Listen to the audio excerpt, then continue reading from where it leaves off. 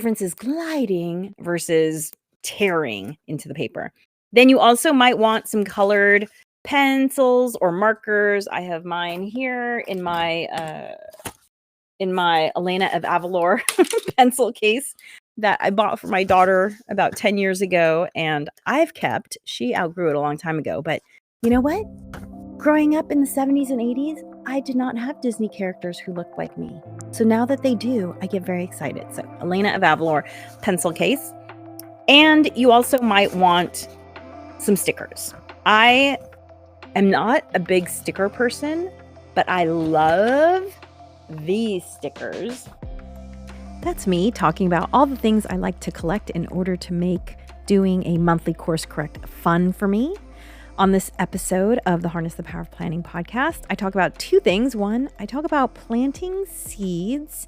That's the new term I'm going to use for planning ahead for the end of summer. Yes, I know the end of summer is 2 or 3 months away for you all, but that's when you need to start thinking about it. And then I do a monthly course correct, which I think is an incredibly valuable tool for long-term planning. And I walk you through all the steps for that on this episode 108 of the Harness the Power of Planning podcast, starting now. Hi, Allegra here with Beyond Your Wildest Dreams with your live broadcast. This will be episode 108 of the Harness the Power of Planning podcast if you want to re-listen to it. And I'm going to be doing things a little bit differently today, so I just want to explain at the top of the show, because I had a realization that a lot of times I am talking about things far in advance of when you might be experiencing them. For instance, I did a podcast on planning for the summer a few months ago, because that's when you have to start making reservations for summer camps and trips, and also just thinking about how you want to spend your summer. And I know that this is further in advance that maybe you are used to doing planning. And so rather than talking about it, later, closer to the dates, instead, I'm going to call the first part of the podcast planting seeds. And so as you listen now going forward, just know that planting seeds is always going to be talking about the things that you might be wanting to think about in the next 3 months or so in order to prepare for those things. So today on the podcast, in part one, I'm going to talk about planting seeds for the end of summer, because that's what's going to be coming up in the next few months. And then I'm going to talk about, in part two, I'm going to do a monthly course correct. It's something that I do every month. I've talked about it before, but it's been a while, so I want to bring it up again. This is the monthly course correct that I have put together for you all. And you can find that at tinyurl.com/BYWD course correct. tinyurl.com/BYWD course correct. So go ahead and you can download that. If you're listening to the podcast, go ahead and pause it while you get that. And just tell you a little bit about myself. So Beyond Your Wildest Dreams, I am all about helping you to prioritize yourself and your goals by learning skills like time management and productivity and goal setting, which really all, in my opinion, fall under the heading of planning, which is why I call this podcast the Harness the Power of Planning, because we all have the same number of hours every day, but how we use them, that's what determines what you're able to accomplish. And a lot of planning actually involves prioritization, which I think is the step that a lot of people are missing in their planning. Is this the thing I most want to be working on? It's so easy in our lives to get caught up in things that are urgent, and then things that are actually important keep getting pushed back further and further, because a lot of times important things don't have deadlines attached to them. For instance, you want to go back to school. Well, if you're the only one pushing for that, then there's no timeline that is being enforced on you. However, your boss saying to you, I need this report by end of day today, that has a timeline attached to it. So that's urgent. And so that gets prioritized, and you going back to school, which is important to you, never actually bubbles up because there's no timeline attached to that. So along the way, I talk a lot about prioritization. It's not a sexy term. It's not really a term that I think most people understand the importance of. That's why time management and productivity, people can wrap their heads around time management and productivity. But I really want to talk about prioritization and planning. And so we have my frequent collaborator and I, Natasha, we wrote 4 of these short reads. They're all designed to be read in 45 minutes to an hour. And they are not just books, they are workbooks so that you will be learning as you are reading. You're actually going to do the things that we do. And if you don't know where to start, I suggest starting with 3, 2, 1, done. 3 simple strategies to get your to-do list done. If you feel like you never have enough time, then this will help you. This will help you prioritize, as I just said, prioritization, your to-do list. And then if you're already good on your to-do list, then the next thing, if you feel like you don't take care of yourself enough, well then rock your morning. This is all about creating a morning ritual in order to ensure that you are taken care of. My morning ritual keeps me sane and healthy. And it does so much for reducing anxiety and allowing me to focus. Like I can be here in this moment with you because I have already done a lot of things that I need to do. I've hydrated myself with all sorts of different beverages, starting with warm lemon water is how I start every day. Right now I'm drinking a cacao green tea mix because I don't love the taste of green tea, but the polyphenols are really good for you. So I add some cacao and great, fantastic. I've also taken some supplements. I've also already gotten in a good walk where I also do squats and lunges. So I have some good zone minutes logged. So I've already done a lot of these things that are important. There's that word again, important, not urgent, important. I've taken care of these things, which allows me to focus and be present with you right now. Okay, so that's about me. Woo! I guess that cacao and green tea is really, like, giving me that caffeine boost because I feel like I just gave you a lot of information in a short period of time. First things first, if you've been with me before, you know I like to allow a little randomness into my podcast by pulling a card from this little deck. So, let's see what this deck has to offer me today. There is no such thing in anyone's life as an unimportant day. Well, then, hello, there's that word, important, unimportant. Alexander Wolcott. Is that how you pronounce his last name? Okay. There's no such thing in anyone's life as an unimportant day. Alexander Wolcott. Wow. There's so many ways to interpret that. Absolutely. For all of us, this moment that we're in, it's really the only moment that you're actually living. Everything else is in the past or, coming at us. So really, this is the most important moment. And in that way, this is the most important day. I think one of the things that challenges people when it comes to planning is that planning is done in the future, either a month ahead or many months ahead. But we live in this moment, and it can be hard to take the time to plan for that future self. However, there are 2 things in the productivity world that I have really found to be true. One is that there's this estimate that for every 1 minute you spend planning, you save 10 minutes of doing. And I found that absolutely to be true. I save so much time planning. I also reduce my anxiety a lot because I feel like a lot of anxiety has to do with uncertainty. And when you have planned things, you've created a certain amount of certainty in your life, at least as much as we can. Unexpected things always happen. I know this. I've talked about rebounding from grief and things like the fires that we were dealing with in Southern California in January. Unexpected things always happen. You have to be flexible. Absolutely. However, planning is great at reducing anxiety because it gives you a certain amount of certainty about what is coming. And so, in terms of there's no such thing as an unimportant day, absolutely. We live in today, we plan for tomorrow, But I think what Alexander Wolcott is also getting at is the fact that every day is a chance to do something important.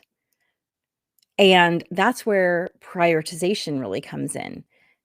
If something is important to you, what are you doing to work on it? Today is a day to work on that important thing. So join me as we talk about figuring out what's important going forward.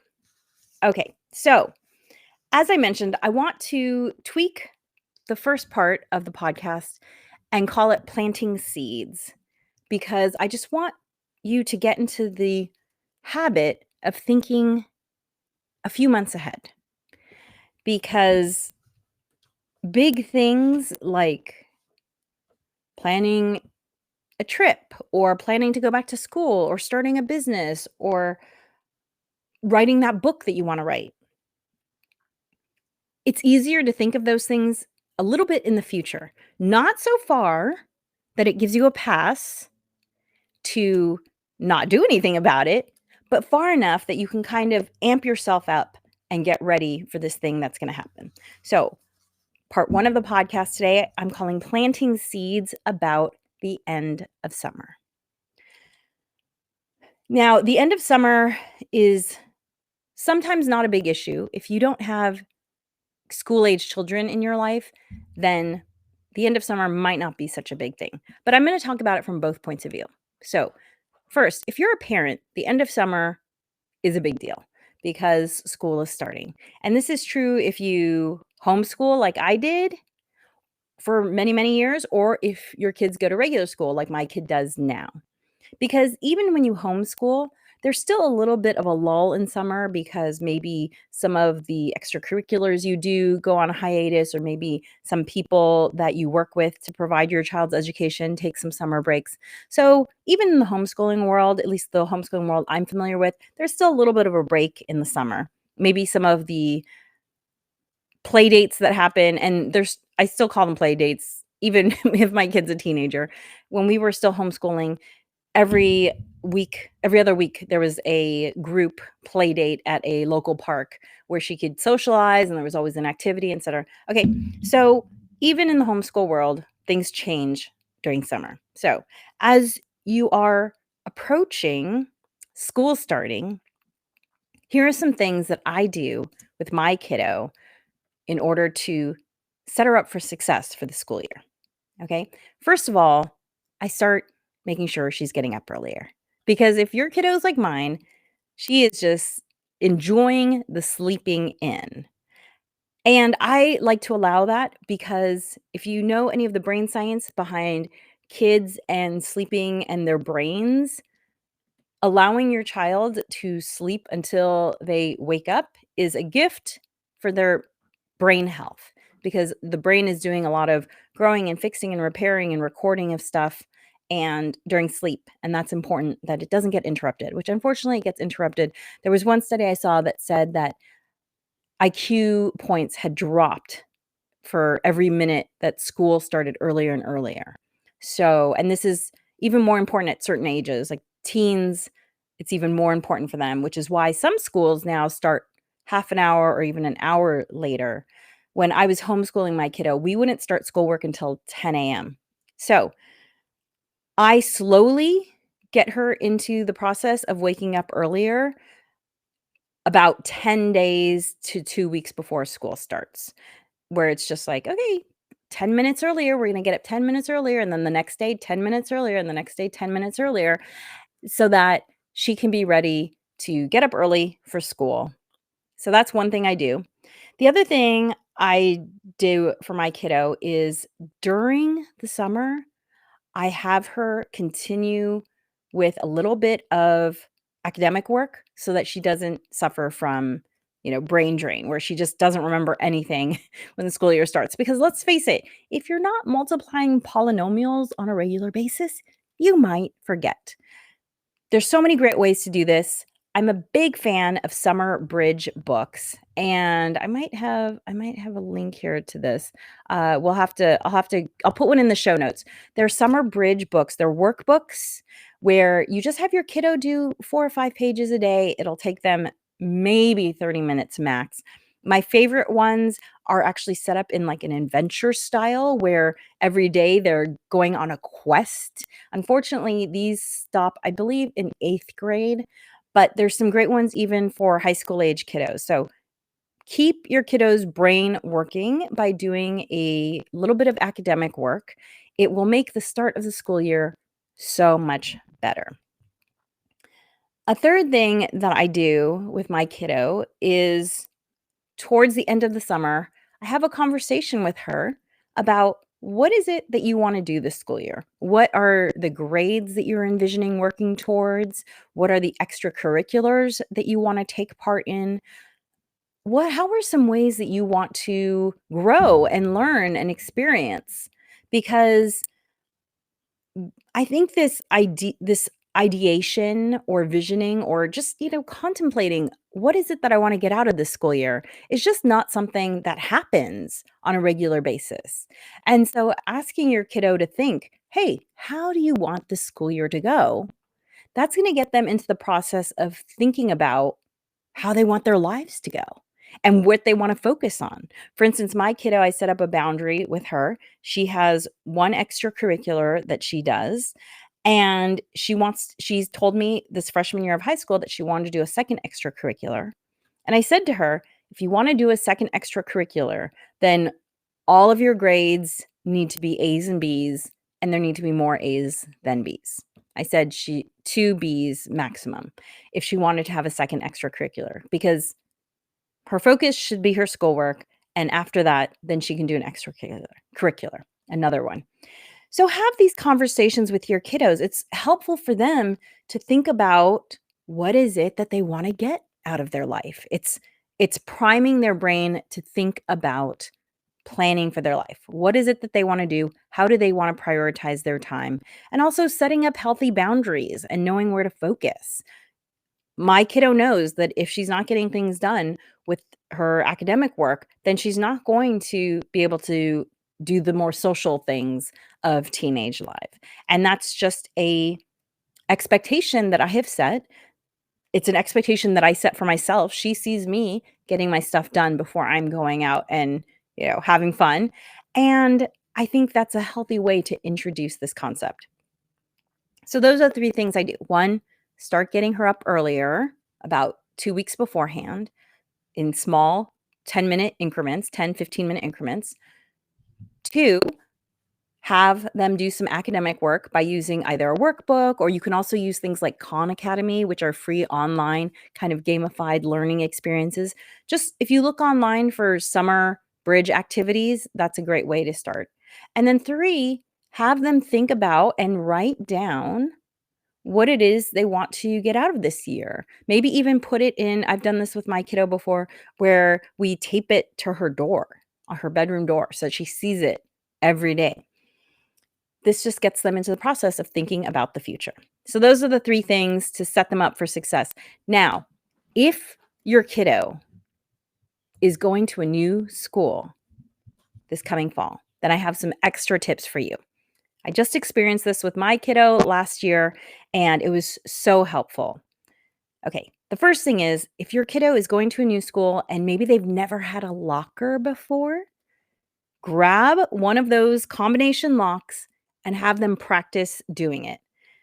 It took my kiddo about 5 minutes to do it. The whole like turn 3 times to the right and twice back to the left. But she was so glad she did, because she said it made it much easier that first day of school when she got a locker combination, because she wasn't feeling like her heart pounding and, oh my gosh. Humans learn by mimicking. We learn by seeing someone do something and then following their lead. That's how we learn to speak. That's how we learn to do a lot of things. My child, it's amazing what she's learned through osmosis just by watching me. For instance, she's an amazing cook. I have done some hands-on teaching with her, but she's also just learned a lot through observation. She's also really got great public speaking skills because she's seen me do a lot of public speaking. So that's how kids are designed to learn. So don't why force your child to go through the extra stress of learning a combination lock on the fly when it's something that you can teach them to do at home. So that's number 1. Number 2, see if your school has any activities for new class people. So for instance, because my kiddo was going to be a freshman, they actually had they called them summer bridge as well. They had some summer bridge classes to introduce the kids to school. Now, here's the thing. What was actually taught there wasn't the most valuable thing. The most valuable thing was that it gave my child the opportunity to walk around the campus and become familiar with the campus without the stress of, "Oh my gosh, I need to get to my next period. The bell just rung. I have no idea where that building is." This is especially true if your child goes to a really big school, as some of our urban schools are. They're very large. It can be hard. They're like college campuses. And if your child doesn't know their way around, that just adds a level of stress that you can help do away with by having them go to a summer bridge activity. If your school doesn't offer summer bridge activities, see if they offer a tour or ask them, "Can we just come in and walk around? My kid's going to school there." Campuses are open a lot of times. So maybe you just walk around and show your kid, "Hey, here's A building, here's B building, here's C building. This is where you have classes," and walk them from building to building just so that they know where they are. If you think about it, when you take your kid around to do errands, to the grocery store, to the bank, whatever, they go with you to do those things. You don't just say, "Hey, go grocery shopping, 16-year-old." They've been grocery shopping many, many times. So doing the same thing will help reduce their anxiety so much. I saw the fright in my child's eyes just leak away as she became familiar with the campus.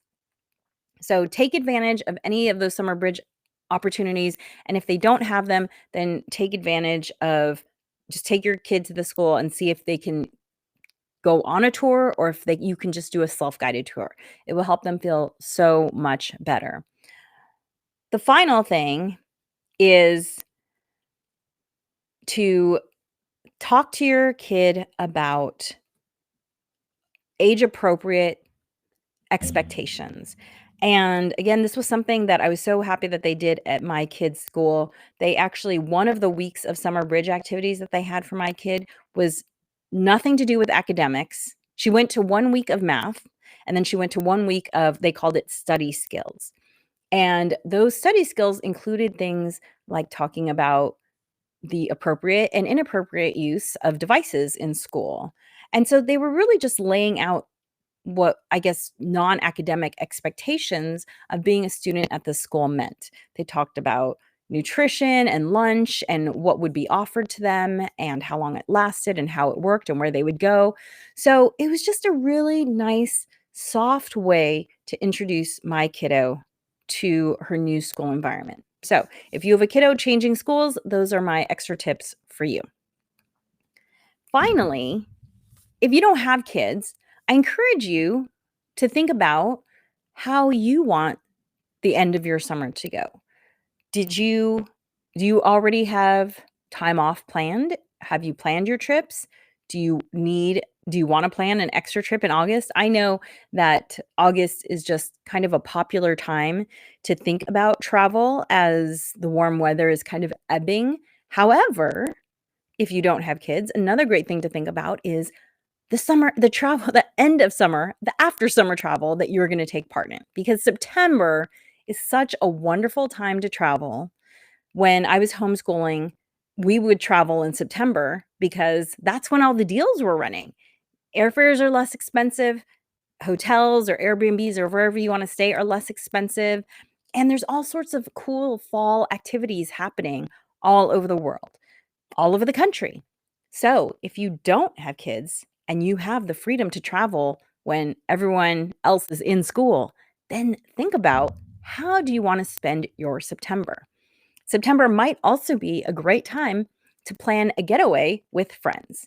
if you've watched my podcast before, then you might know that I do a annual trip with 4 of my closest girlfriends, and we have done them before in the fall once the kiddos are back in school. But again, if you don't have kiddos, this is a great time to take advantage of the discounted prices because traveling in September all the way through, the 2nd or 3rd week of October, it's sort of this nice lull before the holidays start going in earnest. So, think about how you wanna spend your end of summer and September. Maybe you wanna plan a trip for yourself or your friends. It's a great time to do that. Okay, so part 2 of the podcast, I'm gonna talk about a monthly course correct, what it is and why I suggest you do one. And if you wanna grab my free printable, go to tinyurl.com/BYWD course correct.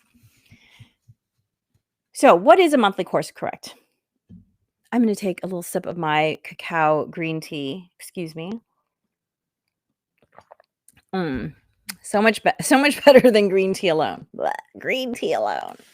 Do you like green tea? I just don't love the taste of green tea. I'd much rather have a jasmine tea or a rooibos, but I bought this green tea mix that I thought I was gonna like because I liked other products from this brand, and guess what? I don't really like this one product. So, I found that mixing it with cacao makes it palatable. Okay, so a monthly course correct is a review of your month. And it is so helpful because let's just go back to the new year. Maybe you set some goals for yourself. I'm not a big new year goal setter. That's not how I think about my goals. But let's just say if you set some goals for yourself, and then a lot of people, they set the goals and then it's like they walk away and they expect the goals to accomplish themselves. And as we all know, that does not happen. So, what is great about doing a monthly course correct is it reminds you of what you told yourself you were going to work on. And it keeps you accountable in terms of did you actually do the work that you said you wanted to do? And this is all about you. This is all about keeping yourself accountable because no one else is going to. And no one else is going to set your goals for you. So, monthly course correct is a fantastic way to just keep yourself on track. And I call it a course correct because during the big race to the moon that was happening, 50, 60 years ago, tens of thousands of man hours were spent getting those spaceships up and into space. And they knew exactly what they wanted to do. They wanted to get to the moon, and they knew exactly how they were going to get there. They had a plan and they had a path. But even knowing where they're going, so their goal and what their path is, the course, they built in course corrects into their navigation plan because space, it's a big place. And if you're off by 1 degree at the beginning, that means you're off by, many, many miles at the end if you keep going on that wrong course. And so that's why it's called a course correct, because even when you're on the right path, even when you know what your goal is, sometimes you just need to tweak and tweak and tweak to ensure that you stay on course. So, what are your tools for the course correct? Well, this printable that you can get at tinyurl.com/BYWD, Beyond Your Wildest Dreams, course correct, all one word. Then I would recommend grabbing a pen. And I like to use a fountain pen because I think it's fun to write with fountain pens. And anything you can do to make this experience more fun for you is good. Because if it's fun, you're going to do it, right? And so here's one of my pens.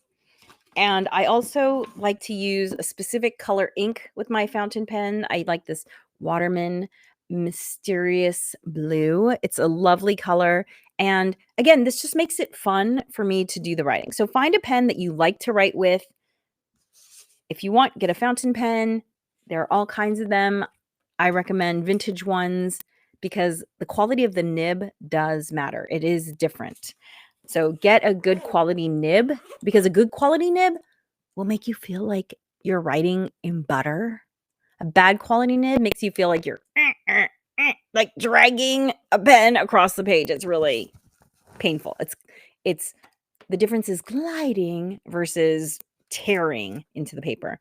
Then you also might want some colored pencils or markers. I have mine here in my Elena of Avalor pencil case that I bought for my daughter about 10 years ago, and I've kept. She outgrew it a long time ago, but you know what?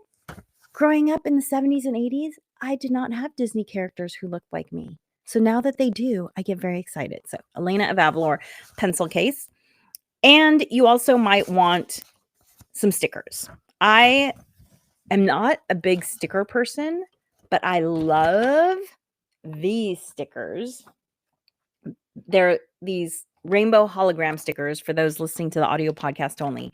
And they're just very motivating for me. I love putting these on my planner. They just make it so much more fun and colorful and exciting to work with. So, let's see. The first part of the monthly course correct is just writing down the month. And so I'm going to talk about the steps of the course correct and also the things that you might include on there and why. So this is for May. And the first question is my accomplishments, what made me happy and or proud, big and small. So I find this incredibly valuable because humans have a cognitive bias known as recency. We have many cognitive biases, and a lot of them are just based on how our brain is structured. And our brain is just structured to remember things that happened most recently better. And I think that makes sense. I think we can all agree. Oh yeah, I can remember I kind of can remember what I did yesterday, and I can remember that better than what I did last week, and definitely better than what I did a month ago. And so the reason why it's important to write down your accomplishments is humans have a tendency to be negative, and it's because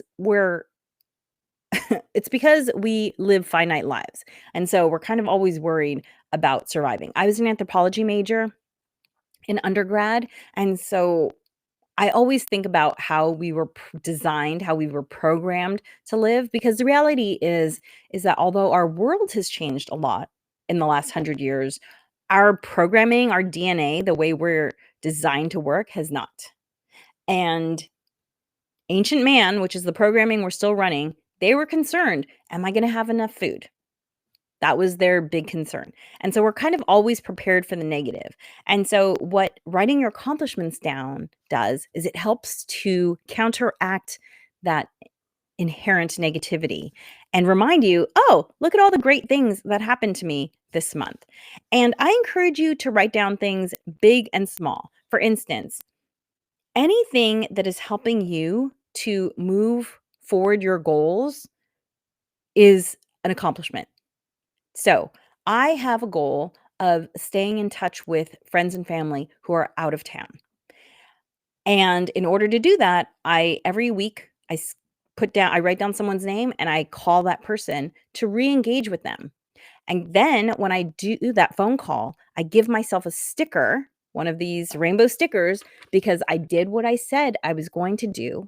And then when I do my monthly course correct, I write down, spoke to cousin Susanna. Great conversation.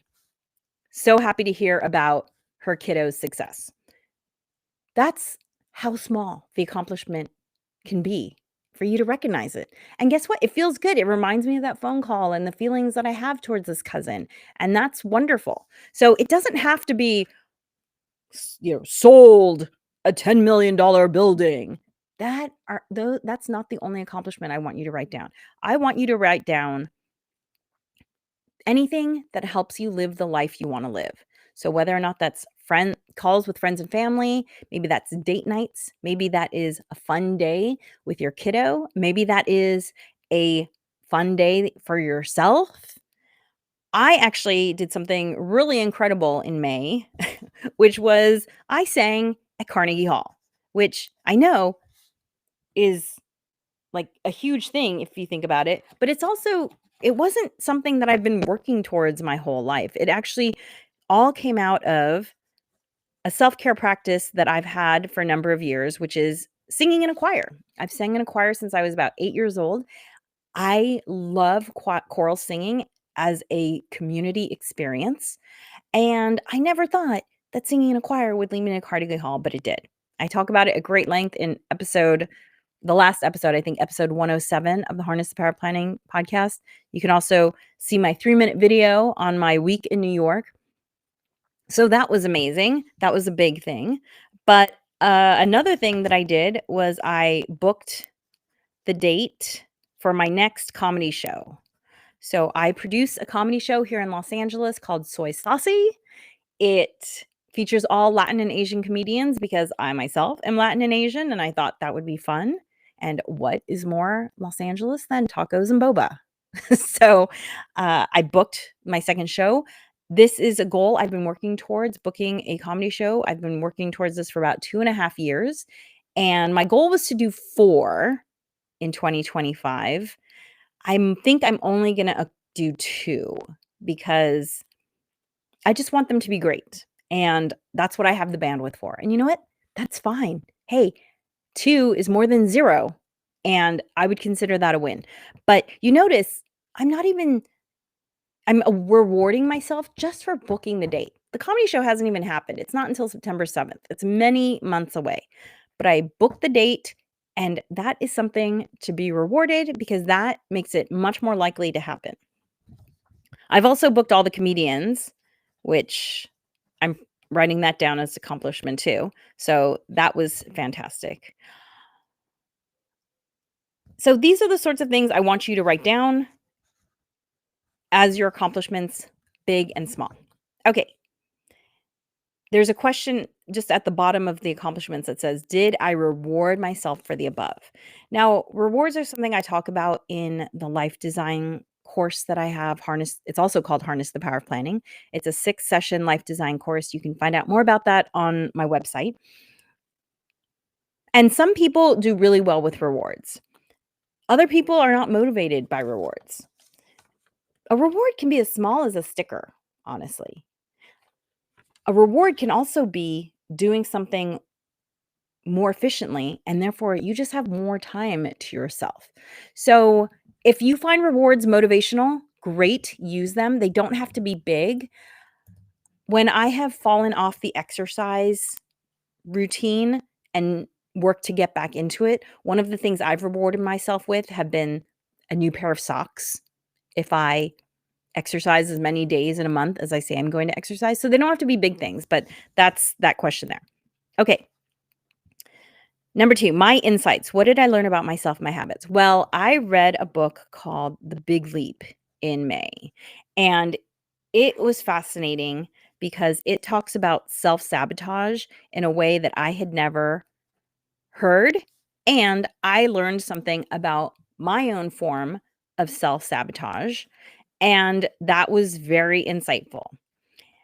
I've also well, this is kind of into June, so I'm gonna say for June I'm gonna make a note for June, uh, about this book that I'm reading, but I'll just mention it here. So, I've been reading this book, and it's called Spying on the South, and in this book, a journalist retraces the path of a gentleman who explored the South 170 years prior. And what I noticed about that was that he kept commenting on how much that early explorer, his name's Frank Homestead, he's actually the gentleman who ended up designing Central Park, but this was well before he designed Central Park. And Homestead he reads from Homestead's letters. And what I noticed about that is that back in the day when we all had a habit of writing letters or journals more, I feel like there was a lot more self-reflection. And I've been doing a lot more reflecting lately. In fact, I re-engaged with a habit of doing a writing prompt every morning. And I have found that to be very productive in terms of clarifying my thinking. And so that was something else that I learned about myself. So write that down. And the great thing about writing down what you've learned is it helps cement it in your brain even more. You might have made an interesting connection while you were driving, but because you didn't write it down, it might kind of be lost to the background. But by writing it down, it helps really cement it in your brain better. And I like to go back and read at the end of the year. I go back and peruse my monthly course corrects, and then it helps me review it and remind me once again, oh right, here's this thing that I thought was really important in the moment. But if you don't capture it, it can just kind of flit away. So that's why that question is included on the course correct. This is kind of in tandem, books, articles, podcasts you read or listened to, what did you learn? A lot of times I find that there's a lot of synergy between these two questions. So again, I'm going to write down these 2 books and what I learned from them. And by the way, if you're not a huge reader, audiobooks are amazing. I probably listen to more books than I read at this point because you can listen in the car. And pro tip, you can also turn a lot of books. Maybe a book has not been turned into an audiobook officially, but if you have an iPhone, I know you can turn on the accessibility feature, which will read a book to you. The voice is robotic, but as long as that doesn't bother you, hey, instant audiobook. And podcasts are also great ways to learn about things. So seek those out. My inspiration, who inspired me, who championed me, I am definitely inspired by these authors, but I've also been inspired by a couple of people who've really been helpful to me in terms of my business and championing my productivity and time management training that I do out in the world, both at conferences and at businesses. So I'm going to write their names down. And both of these people I've already sent thank you notes to. So that's, crossed off my list. But maybe if the people that you put down in your inspiration, if it's someone you know personally, maybe write them a thank you note. It's such a nice thing to do. One of my favorite ways actually to send thank you notes is to use a service called TouchNote. And TouchNote allows you to create thank you cards or postcards, one-offs.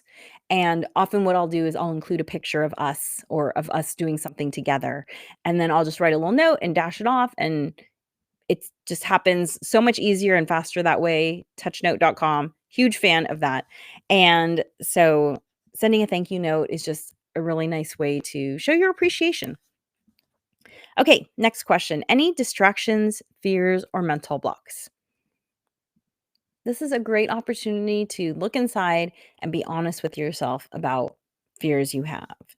And I have been having a fear. Sometimes this area is blank and that's fine, but there has been a fear coming up. And I think it's because I am working towards a really, really big goal, a big financial goal. And there's a certain amount of risk on my part. And I think that is bringing up some fears. But you know what? Fears don't go away by ignoring them. That's been my experience in my 50 years of living. So admit your fears. It is empowering. And also, when you admit your fear, then you can figure out a way to solve it.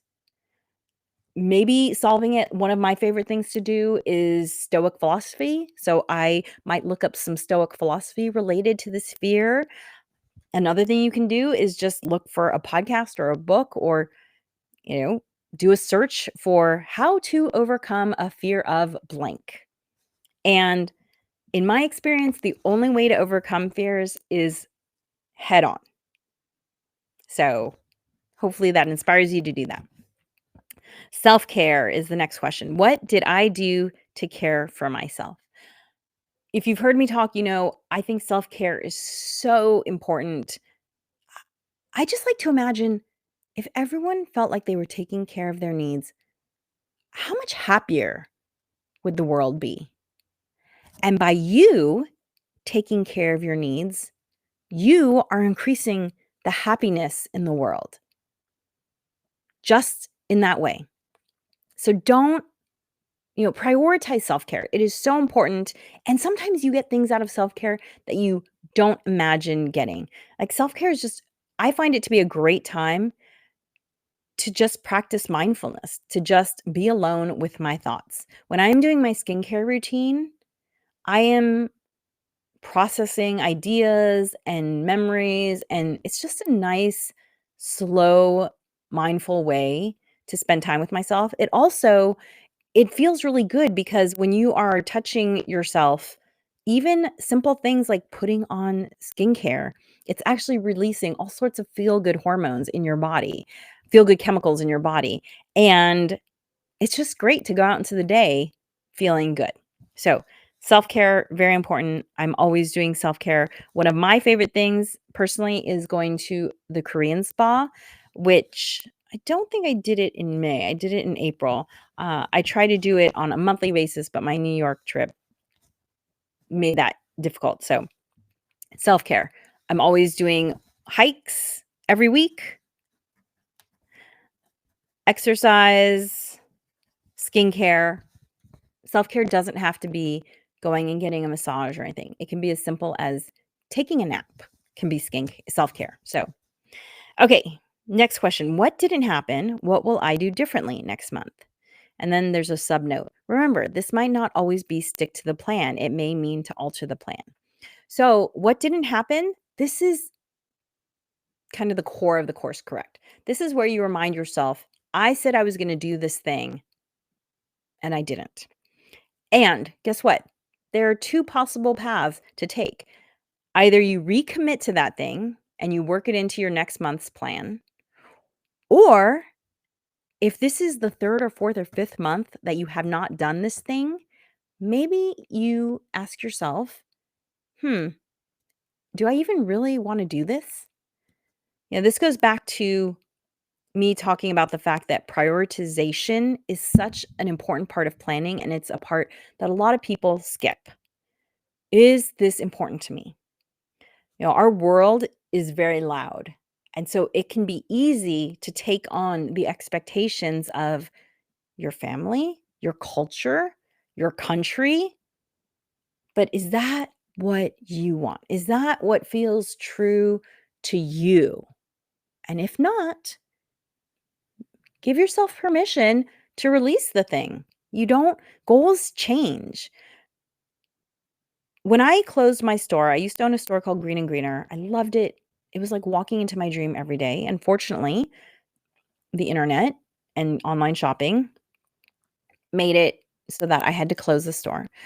And then for a handful of years, I was mostly mom and I was trying to figure out what to do next. And during that time, I had the opportunity to teach cooking classes at a local community college. And that was going really well. It was fun. I enjoyed it, but it didn't feel quite right. And everyone kept asking me, well, when's your cookbook going to come out? When's your cookbook coming out? And I also invented a food product at some point, and it was being sold, and that was doing really well. And I kept writing down this goal of writing a cookbook, and years passed. And then I realized that's not what I wanted my legacy to be. I did not want food to be my legacy. I love food, but it wasn't what I wanted to focus on. And everyone had been expecting a cookbook from me. So I had taken that on as a goal for myself. But I realized I didn't want to write a cookbook. No, what I wanted to write were these guys, these time management productivity short reads that I've written and that I am working on another one. So let go of goals that maybe they were never your goals to begin with, or maybe they were goals from a you that no longer exists. Let go of them. Finally, an overview for the month. Maybe there was an overarching theme or something that you really liked about this month. That's what that space is for, to just write a final takeaway from your month. And then the flip side of the course correct is what I call a control panel. Again, going back to a spaceship and its control panels. And this is just a fun visual way to look at your month. And this is where I break out the colored pencils. And I especially love using the colored pencils on the assessment wheel. And so here's the assessment wheel. It has these pie wedges. And this is kind of just a fun quantitative way to think about your month. And what I love about this is that once you've been doing it for a while, you start to see the ebbs and flows of the month. So, in my many years of doing a monthly course correct, I can only remember a few months where every single pie wedge was filled out to a 10. So I've probably been doing this monthly course correct now for 7 or 8 years. So only 3 times in 8 years, that means I've done 96 course corrects. So you see, only 3 times have I pegged it to the max, to the 10. And that's really helpful to just remember that, look, every month is not going to be 10, 10, 10, 10, 10, 10, 10, 10, 10. That's just not realistic. But it's also fun to see your progress in things. Like, I feel like I've really been doing really well with my health, which I feel like I've been working back on my health ever since my father passed away 5 years ago. And also, I've gotten really a lot deeper into perimenopause. So that's been something that I've really been working on. And so you just fill it in using different colors. And then the funometer is, self-explanatory. Did you have fun? Because honestly, if you didn't have some fun this month, what's the point? There's always fun everywhere, whether it's a board game or doing some dance or exercise or hiking. I love my weekly hikes with my girlfriends. That is so fun to me. So, did you have fun? And what was my average integrity? Did I do what I said I was going to do? This is just you saying to yourself, I give myself a 5. I did half of what I said I was going to do. Whatever. Again, there's no judgment on this. This is just a snapshot of your life at this day and time. And by doing a snapshot every month, it gives you a great opportunity to look back and just say, oh, I improved. Or, oh, I'm a little lower. I want to give a little more effort next month. It's not about judgment. It's just about progress. It's about seeing your progress and where you are today. The only one here that requires a little more explanation is the monthly habit tracker. Every month, there are things that you're going to be working on because these things will move you towards your big life goals. And this is something I talk about at great length in the Harness the Power of Planning course. But anything that you want to improve, let's just make it a simple snapshot. Anything you want to improve. For instance, maybe you want to drink more water, get up earlier, see friends more often, anything that you're working towards. And maybe you want to make more sales calls. You are going to write that down as a monthly goal. And then every week, you're going to see how many days you can do that. And let's say you set a goal for yourself of you want to get in 20 days of exercise. So you'd have on your habit tracker here the monthly goal, 20, and then you're keeping track of it over the month and you're writing down, so the activity would be exercise, your goal would have been 20, you count up how many actual days you did, so maybe it was 15 out of the 20, and then that percentage would be 75% because 15 of 20 is 75%. And I always tell people it's about progress, not perfection. If you hit 70% of your goal, I consider that a win. I would consider that sticker worthy. Give yourself a little sticker, high five yourself in the mirror. It's actually been shown that high-fiving yourself actually creates a positive chemical reaction in your body. So write down the activity, your goal, your actual, your percentage, and then celebrate, reward yourself.